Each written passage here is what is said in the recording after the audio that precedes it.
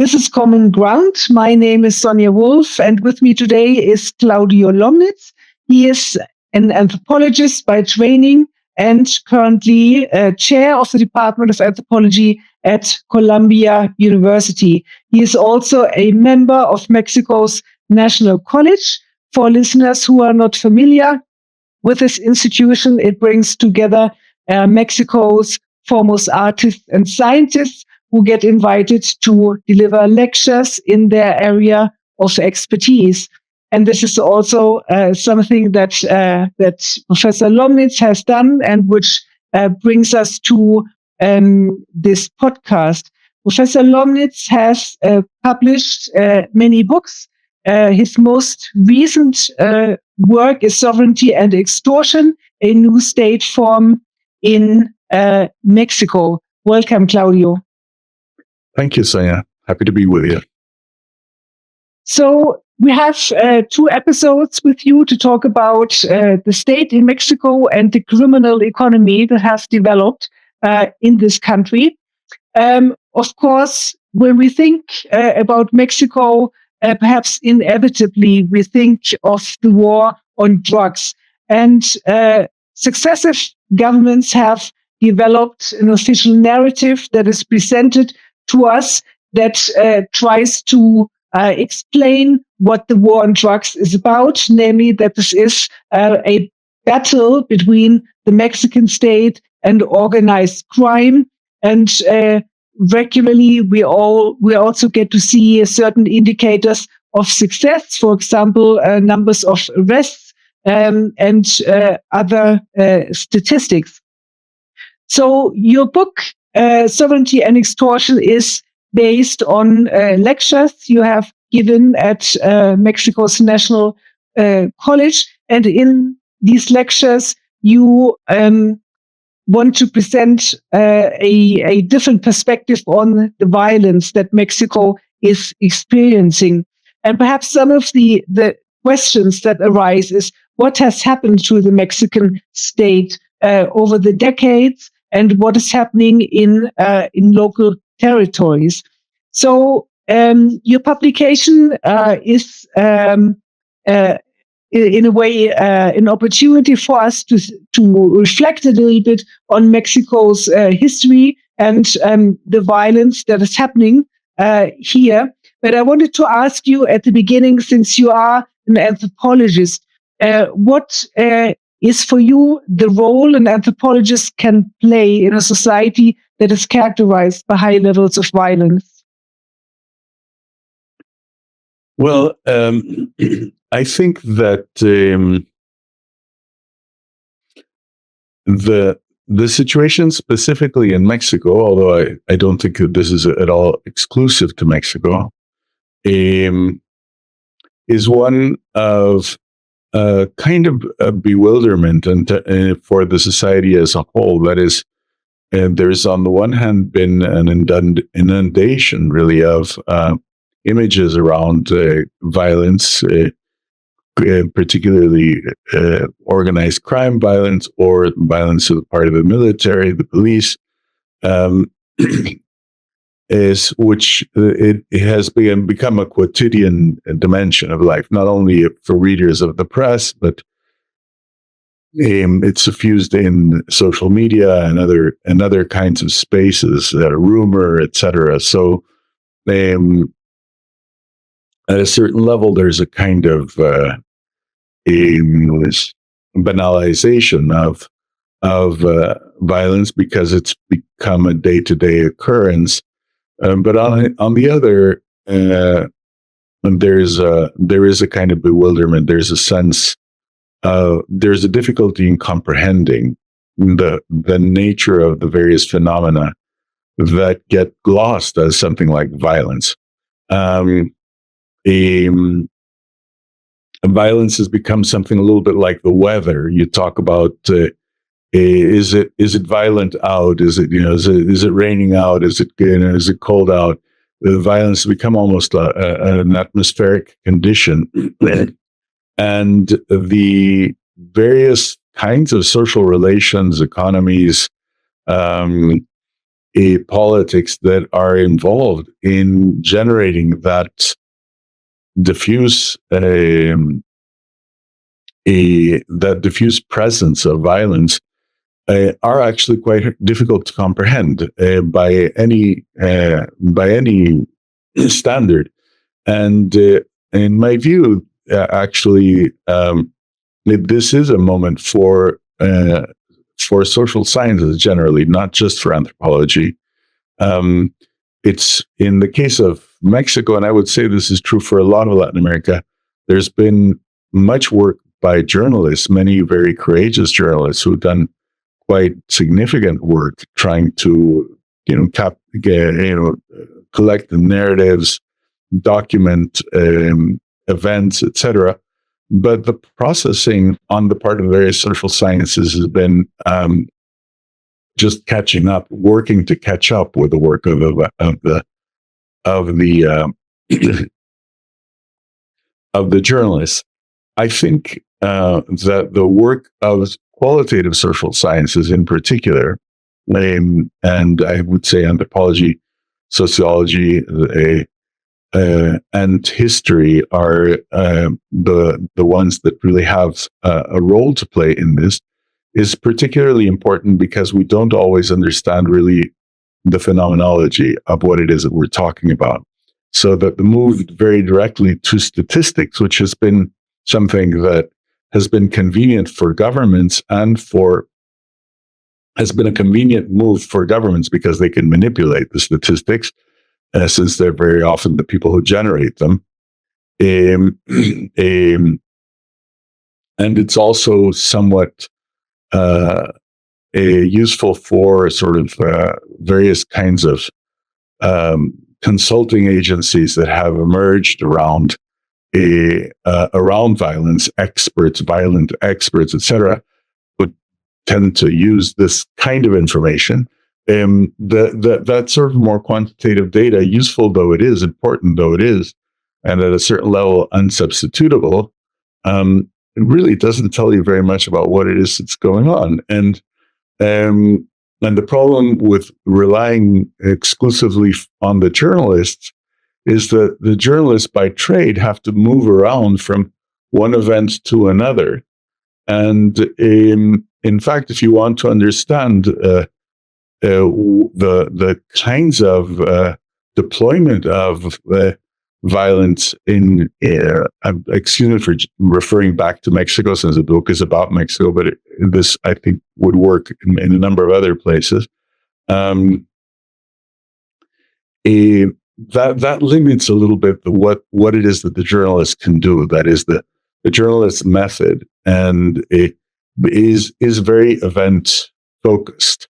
The journalist generally follows the event, whereas the anthropologist or the sociologist may or may not follow. They may be preceding an event, they may be following and then going back and forth from it, looking at phenomena that are happening on the side of the event, etc. So I actually think that this is a real moment for anthropological research, an important moment, and that it's to some extent a responsibility of those of us who are in the field.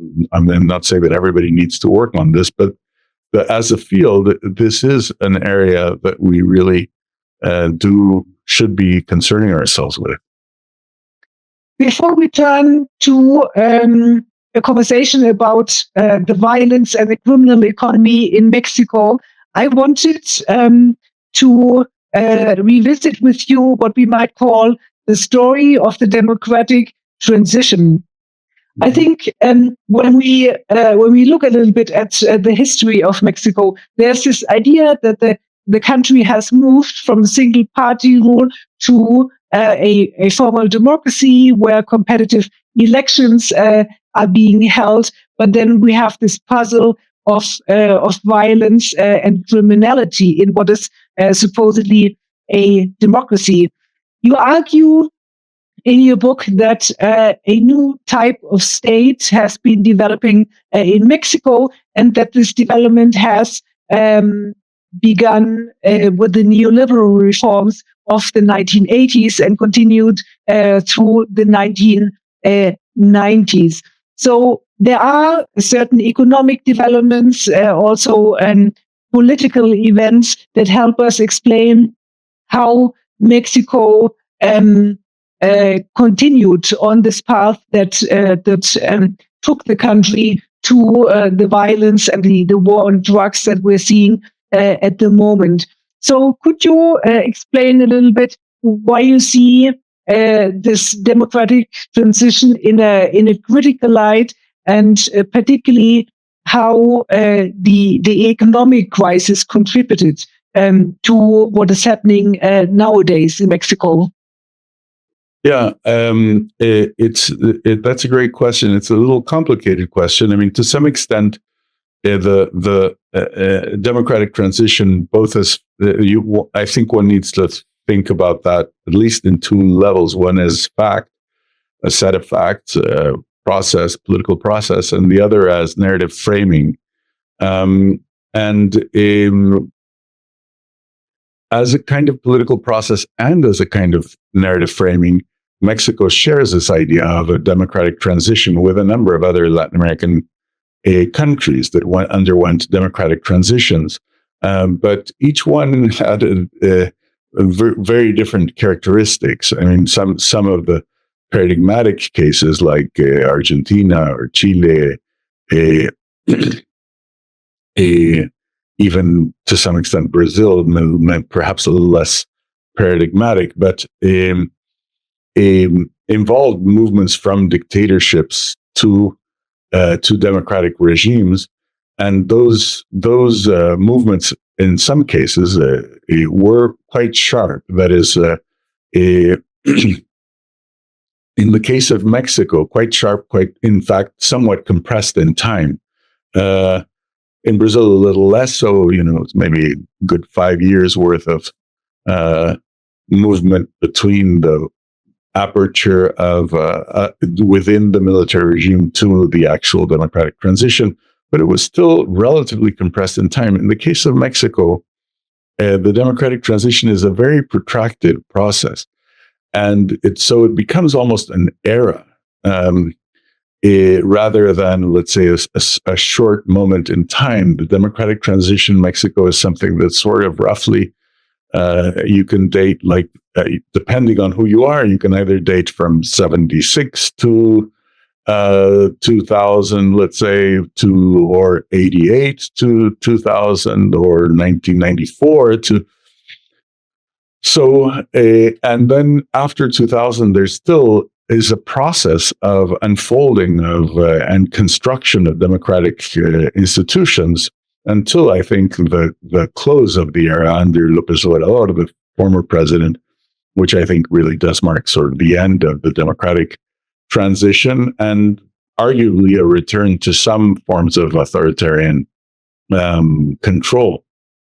But that's something, at least, that one could argue about. But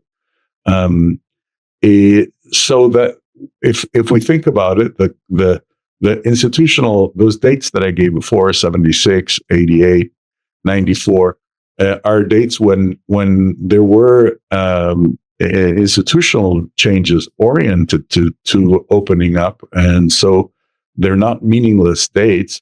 And from that time, in the course of all those years, the discourse of democratic transition became kind of entrenched, and so it has become a kind of. It did become for a while. I think it is over.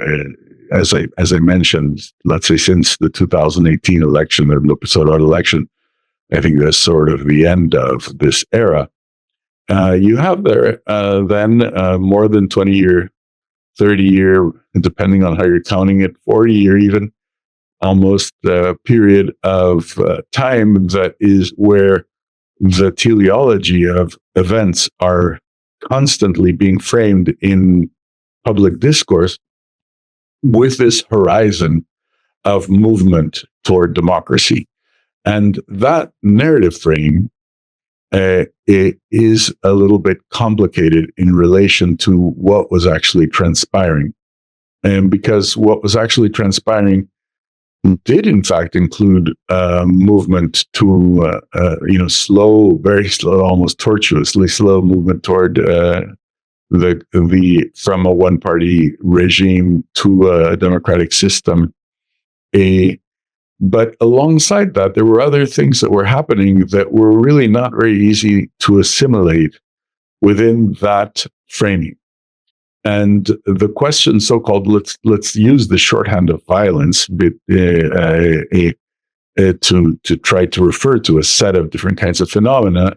The question of violence has an uneasy relationship with the problem of democratic transition, in part because the explanations for it, understanding what happened, are only indirectly related to democracy and to the problem of democracy, and in part because they are directly related to the problem of democratization, but in the form of sort of unintended consequences. So that either way, the framing of sort of a horizon of democracy has a difficult time assimilating the fact that this process of this dramatic increase in the use of violence for the regulation of economies, which I think is really the key,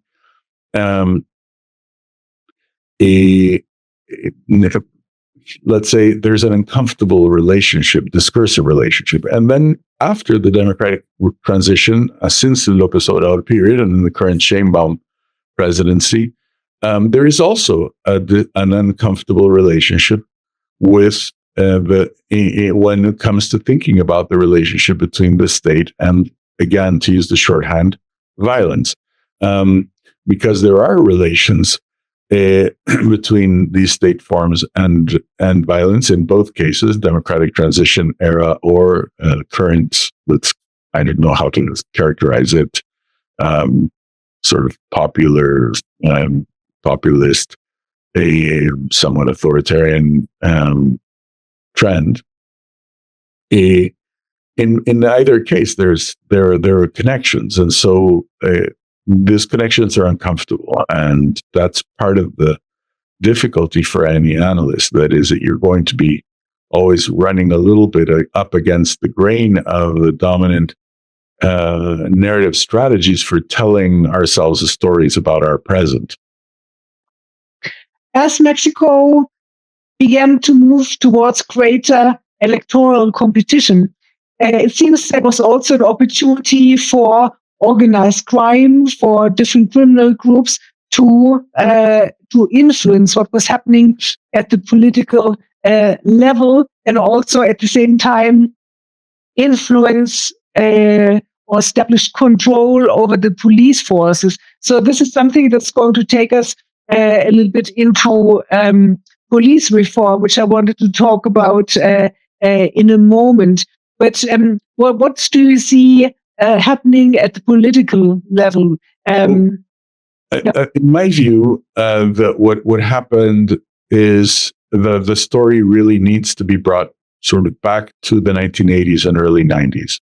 And in this sense, the narrative that I have for the contemporary history of Mexico is a little bit different from the one that starts with the drug war, the declaration of the drug war in 2006. To my mind, it's worth going back a bit, that the 2006 declaration of the war on drugs was already, to some extent, reactive to a situation that already was already operative. I don't believe that the war on drugs is the cause. The Mexican declaration of the war on drugs is the cause of what we're seeing, although it is not a trivial event. It is, let's say, a consequential event. So what happened? Well, the 1980s in Mexico has its a neoliberal transition in the early 1980s, and the characteristics of that transition in the case of Mexico were quite that it was quite an abrupt transition. It was a rather late transition, if you think about it in comparison to other places in Latin America, where the transition to neoliberalism very often happened in the second half of the 70s. of the 1970s, or even in the earlier part of the 1970s, in the case of Chile. In the case of Mexico, it starts a little late because Mexico has an oil boom in the second half of the 1970s. And that means that the state is actually able to continue with the older model, developmentalist model, a little bit longer than many other countries. And then when it has the Mexican government suffers its debt crisis in 1982, the International Monetary Fund, the World Bank, have to step in to kind of bail out the Mexican government, and in exchange, then the beginnings of reforms, trade liberalization, changes in investment laws, etc., start setting in. So the 1980s is a period where neoliberalism comes hand in hand with a very deep fiscal crisis of the Mexican state, and those changes. You also have it's also several years there of hyperinflation, so a real impoverishment of certainly of salary earners in Mexico, and a collapse of several areas of the economy, most prominently in the agrarian economy, but not only. And so the 1980s is a period where you're beginning to get democratic reforms in tandem with a very deep economic crisis, and in tandem with the introduction of the cocaine trade through the Mexican route.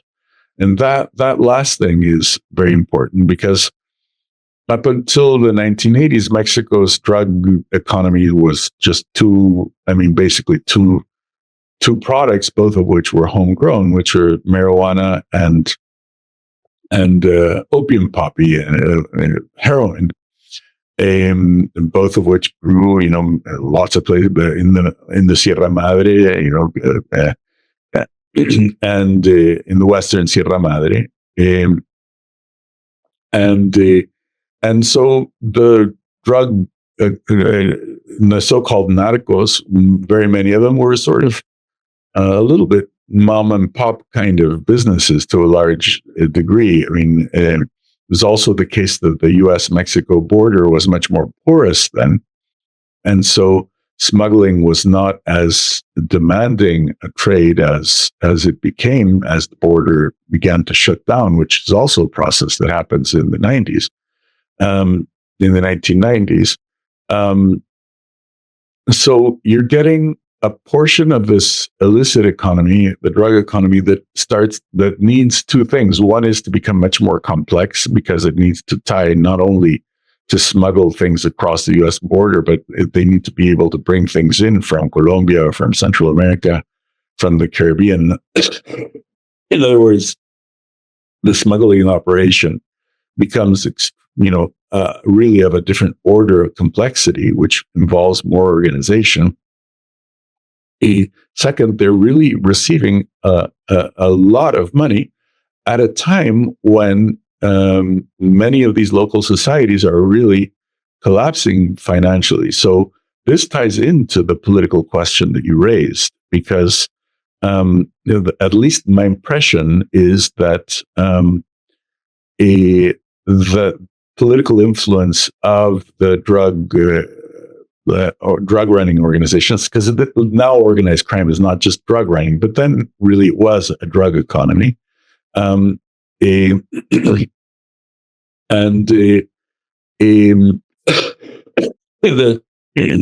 So strictly speaking, at that time we are talking about narcos, and that is drug running organizations or drug running families. And they become money lenders in their local towns. They can buy up, ranches that have folded. And because this is happening at the time of the democratic transition, they can start also winning local elections, or co-opting or coercing portions of municipal government. So I think that in the beginning, the political clout is usually manifest at the municipal level, and with maybe some allies at the state government level. And then that just starts growing. Let's look at police reform now, which is another complex issue with a long history in Mexico. You explain in your book that the police reforms began in earnest in the 1990s, and there have been many reform efforts. But before we look at specific reforms, trying to understand what the reformers were hoping to achieve, if we take a step back, how did police organizations operate in the past before the reforms began? Well, that's one of the interesting things too about, and one of the critiques that I think the democratic transition, which did have many good things, by the way, and you'll hear me say a lot of bad things, but it did have important achievements, costly but important. But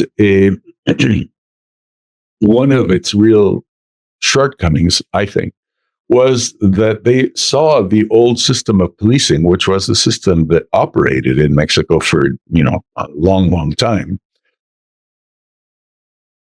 as being kind of dirty or being kind of corrupt, inefficient, shameful. And it was all of those things, but that was the system of policing. And so the democratic reform started seeing the police, and also much of Mexican society. And it's not just a bunch of technocrats. It is that there are a bunch of technocrats, but there's also there is also some public opinion behind this. Started seeing the police as and just a somewhat parasitic a institution that really was incapable of guaranteeing any kind of rule of law. And by rule of law here, I mean simply more or less equal access to the justice system or to a law, any specific law. And that wasn't wrong. That is the reason. But what is wrong is imagining that it wasn't there for a reason. That it wasn't just an aberration. And basically, the old system of policing in Mexico is very, very interesting because I think it's very anthropologically interesting, actually, because it was a police that the Mexican state hardly paid for. That is, you had a system of policing that was there and did things, good, bad, and ugly, mainly bad and ugly, but also, it did things, let's put it this way, without qualifying them, with very, very little cost to the public budget. Why and how could this be? Well, because basically the law was used by the police. The police it was a little bit, I think a good comparison is a sort of piracy in Elizabethan England. You had pirates who had a royal patent, right? And they could raid ships provided that they weren't British. And do the things that pirates did with royal permission. And in the process, they helped, let's say, the interests of the British monarchy because they extended a function that the British Navy at that time really couldn't take on. So that you had all these drakes and these kinds of characters who were licensed pirates. That maybe is a useful, even if a little exaggerated, but useful kind of simile to how the Mexican police worked. The Mexican police the individual policeman paid for everything from the gun, the uniform, the access to, if they used, which then was rare, a police car or a motorcycle. They also paid for being having access to this traffic corner versus that traffic corner. In other words, who did they pay? They paid their superiors. But why did they pay? Because those corners were like the pirates in the Elizabethan profitable. How were they profitable? Because any infraction of the law was then enforced by the police officer, and the infractor was extorted by the police, and therefore that's where the policeman's money came from, and it's also where he paid his rent from. So it was a system of extraction that basically used the law as the general guide to who should be extorted and who maybe should not. Of course, this was problematic, because once extortion is a general business, it's hard to have policemen be so respectful of the law. But still, the law was used, in fact, as a criterion for extracting resources from society. And in that sense, the police did have the indirect role of upholding the law, because, if you ran a red light, the policeman would, take a fair amount of money from you, or a little money, or whatever, little or a lot, they would take some money from you. So that the rule of not running a red light was, in fact, being enforced by the police. But this was not really being paid for by the Mexican state. The Mexican state is a state that historically has had a very shallow tax base. And so, and in some way, the Mexican government kind of created a relationship with society that was to a large degree based on farming out functions like this police function. They did the same with other kinds of functions, by the way, garbage collecting, etc. And they had, because they nationalized the oil in 1938-39, the Mexican state had its own source of revenue, which wasn't tax revenue, it was oil revenue. And that is the way it built itself through most of the 20th century. Of course, that kind of a police that is basically, to say that they were corrupt is misleading, because it was systemic. And so usually corruption implies some kind of individual moral failing. And in this case, it wasn't. That was how the police operated. And then in the 1980s, that was no longer, an operative kind of principle. There was a lot of rejection of the way in which the police worked, but also, especially in the 90s, once Mexico moves toward trade liberalization and trying to have kind of neater property laws and neater, let's say, application of the law in order to attract foreign investment, then that kind of a police really was not what the state needed. They tried to begin to reform it. Mexico's police forces have long had this reputation of being corrupt, abusive, and inefficient. This was also the excuse, in a way, or the argument that was presented to us when President Felipe Calderon launched the drug war in late 2006. So with this context, what did the police reforms entail, and what were the problems they encountered?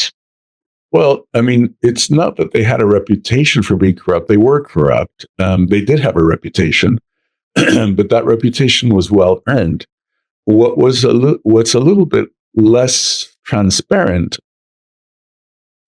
is, what did they actually do? That is, what roles did that corrupt police, play in constructing a social order? And the kinds of technical regimes that emerged in Mexico in the 90s and in the 2000s, including Calderon and others, had a kind of repugnance toward that old police, which they saw as you said, corrupt and inefficient, which it was corrupt and inefficient. It was also very, very low educational level. Many of these police officers had only primary school education.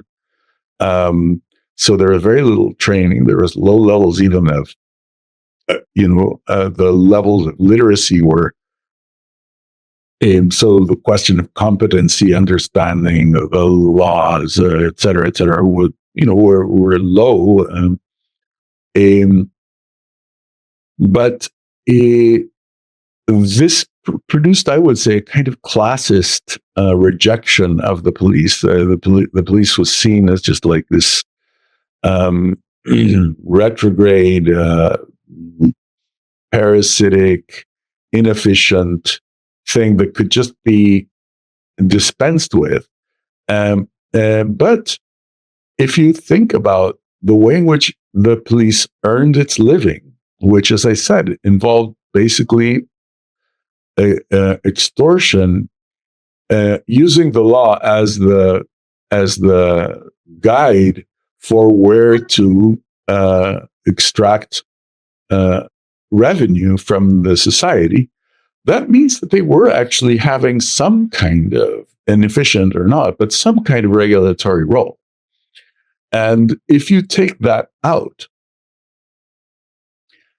then who exactly is going to do that regulation? It's not as if there will be no regulation. And if you think about it here in the US, for instance, the recent, after the George Floyd, the Black Lives Matter, there were in some quarters the slogan of defund the police.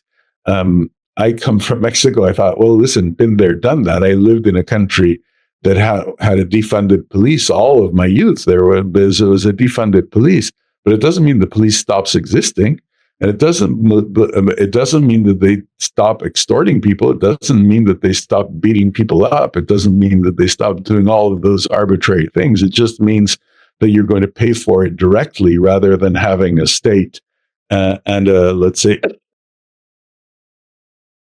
a Weberian bureaucracy, at least as an ideal,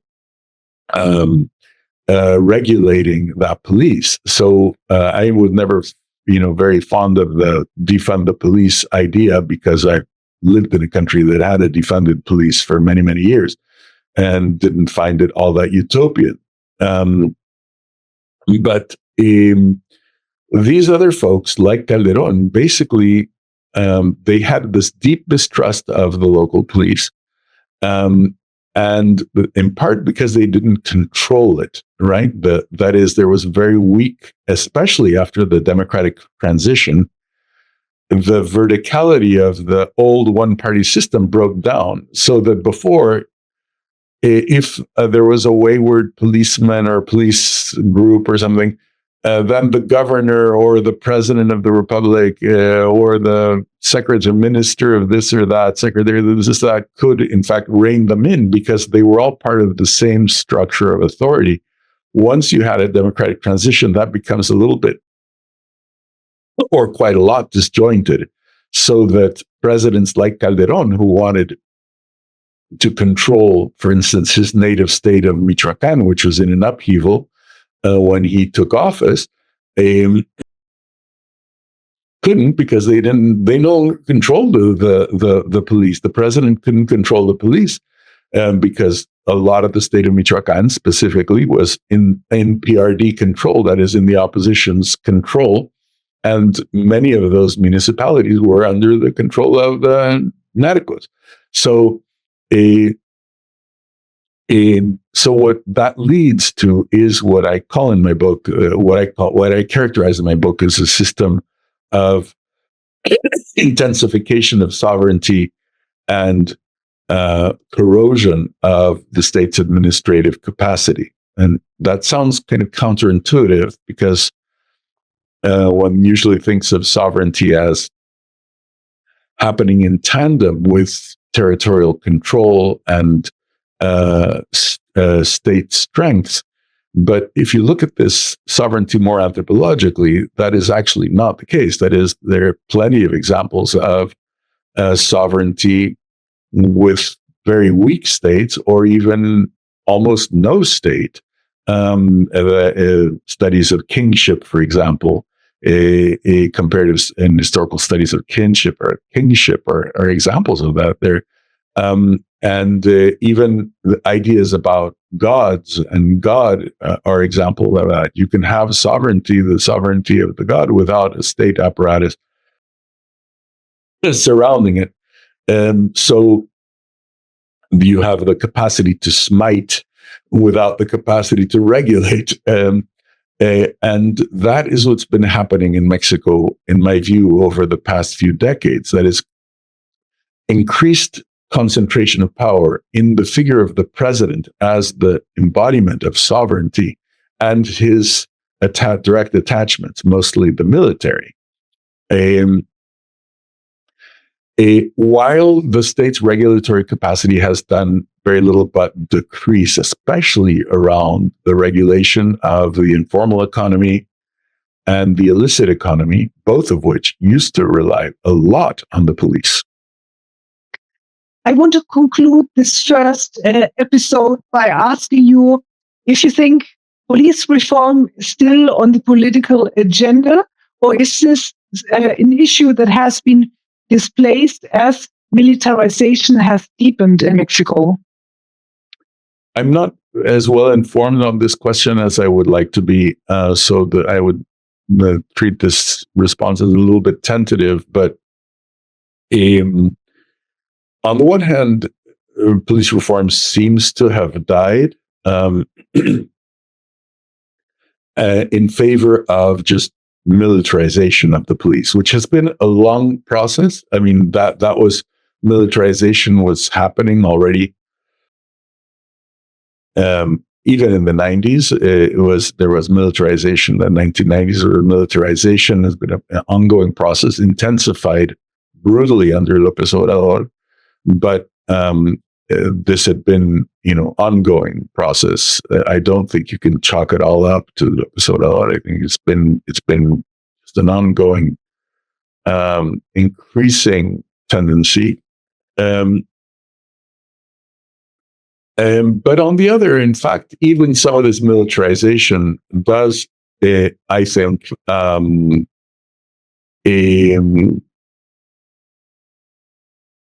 slide into questions of police reform, because sometimes it involves shunting police functions onto the military, or onto, in the case since 2018, since López Obrador's election, this new military body, the National Guard, the Guardia Nacional. Since they've been concentrating policing functions, then the question of reforming police and policing functions still is, sort of wafting there in the air, and still requires some attention. And on the other, there's the constant issue of police image, because the police and policing, security, etc., are sensitive issues in terms of the day-to-day of democratic politics. Then improving the image of police and policing is always, let's say, a potential site for political action. And when you look at the history of reforming, the recent history of police reforming, a lot of it does have to do with image. You have, often sort of changes of names of the same corps, changes in uniforms. So they go, so they think, well, maybe if they dress in yellow or if they dress in pink, they'll be somewhat, nicer than they were when they were dressed in green, or when they're dressed in blue or in black. Maybe if we put more women in there, they'll be a sort of smile a little more, or they'll be less, more considerate, because our women are more considerate than men. And then nothing works, because police is police. And and in part nothing works because there had been very little staying power to these reforms, even very little capacity to sustain them beyond the term of this or that governor or this or that mayor, whatever. So there's been it's really it would make a very interesting, I think, history dissertation to look closely at the story of police reforms in any one of Mexico's major cities. And what we'll see, I think, is a kind of constant impulse of reform wedded to very little actual traction of the reforms in any sustained way. Claudio Lomnitz, thank you very much for joining me in the podcast Common Ground to talk about the criminal economy and the state in Mexico. We're back next week with our second episode. Thank you.